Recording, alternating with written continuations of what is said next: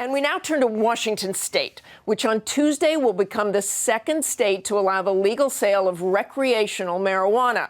Washington follows Colorado, which is 6 months into its own marijuana experiment. ABC's Clayton Sandell now on the law's impact so far in the mile-high city of Denver.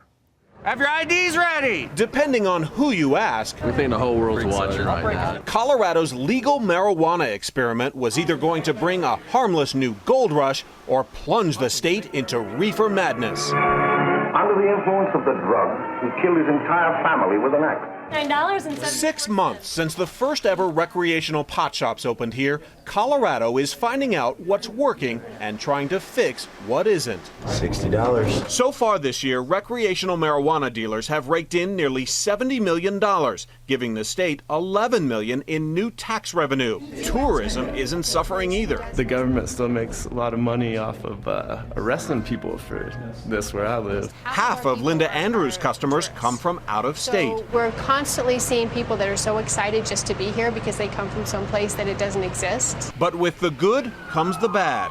Police found a receipt inside the home for pot purchased just 3 hours before the shooting. 2 deaths, including one alleged murder, have been linked to overdoses of edible marijuana mixed into cookies and candy, prompting new, stricter labels and packaging. Very good. Dr. Sam Wang says last year 8 kids showed up at the Children's Hospital emergency room with marijuana poisoning. This year, already a dozen. When the people decided they wanted to decriminalize marijuana, I think one of the things that people didn't entirely think about was kind of some of these public health concerns. Then there are the banks. Businesses can't open accounts because the federal government still considers pot illegal. So while we are legal, we don't always feel entirely legal.